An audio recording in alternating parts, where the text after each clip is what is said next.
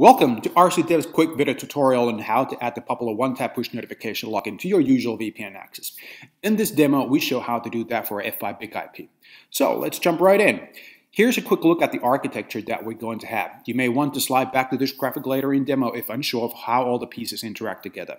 The key components to highlight here are the internet-facing VPN, the BIG-IP, the mobile phone that will receive the push notification, and the OpenOTP server, which then interacts with the RCDevs push server and cloud for initiating login sequence with the phone. Right, so to set things up or ready for push login, we basically have just one thing to do, and that's configure F5. So we go into the BIG-IP admin UI, in which we have two steps to take. One, to connect our BIG-IP to our OpenOTP, which is done via Radius. Two, to activate that Radius connection in an existing BIG-IP access profile, and that's it. What we now have in our BIG-IP configuration is just one virtual web server that we want to publish and then enforce push authentication to it. To start with the Radius step, we go into Access Profiles and AAA Servers on the left-hand menu, under which we find Radius. We click on that option and we get to a page in which to configure our Radius server, which essentially is the OpenOTP Radius bridge. We'll type in a descriptive name for our Radius instance. For now, we'll point authentications to a single Radius server rather than a pool of them. OpenOTP also comes with an active cluster, so use of a pool would be quite void in any case. Then our individual Radius server IP address. The Radius secret you need to pay a bit of attention to. This is the symmetric shared key that BIG-IP and Radius bridge will share and use for encrypting any passwords transported within the Radius communication. So we need to set that same on both ends and preferably make that complex enough. However, as now for our demo, we just go with simple defaults. OpenOTP Radius Bridge comes with a default secret that we're now going to use. To look that up, we'll take a SSH connection to the Radius Bridge machine. And there, in that file, we have a secret which we can now copy back to the BIG-IP. That basically completes our Radius server configuration. However, we'll add one optional value, which is a textual ID that will be transported within Radius communication to the OpenOTP server, which we can then eventually see in any OpenOTP logs. Being useful particularly when you have multiple VPNs or services authenticating all against a single OpenOTP server.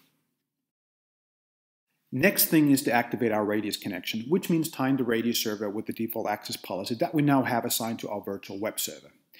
There are multiple ways for doing that in BIG-IP. One is with the Graphical access policy configurator, which is the path we'll take here. We'll click on the part in the flowchart in which we like our push login to take place, which is of course right after the initial logon page. From the choice of authentication methods, we choose Radius, then our earlier configured Radius server instance. The extended error is good to have enabled, whereas that will make BIG-IP display any logon error messages returned back from the OpenOTP server. And we're basically done with our BIG-IP configuration. Now, as we assume we have an OpenOTP already running and connected to an Active Directory, we basically have nothing else to configure, and we can just move on to testing the push login real.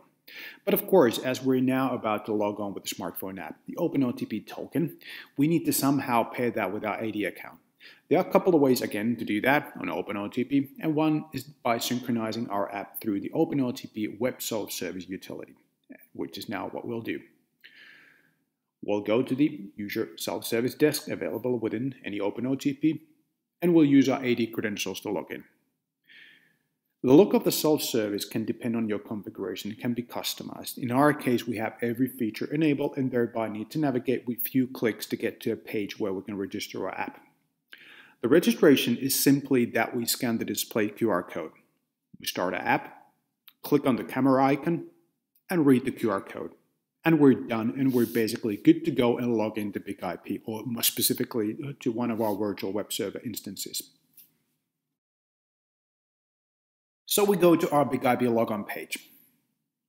We type in our AD credentials, just as normal, and hit login.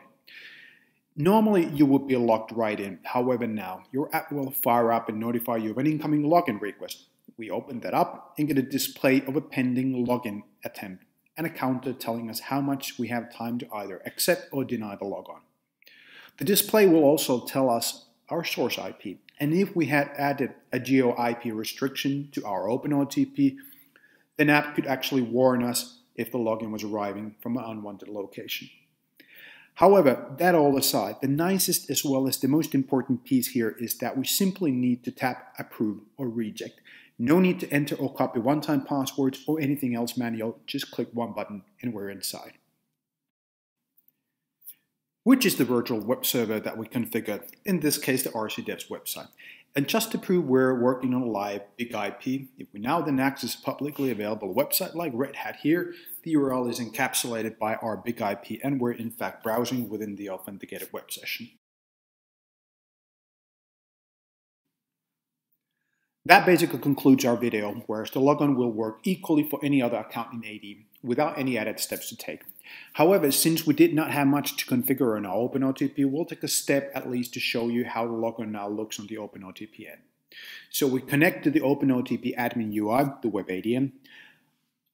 Under databases, there are various logs available, but we'll peek into the transactional logs, in which we can find the entire logon transaction that just took place, the communication with the BIG-IP as well as the communication with the app itself.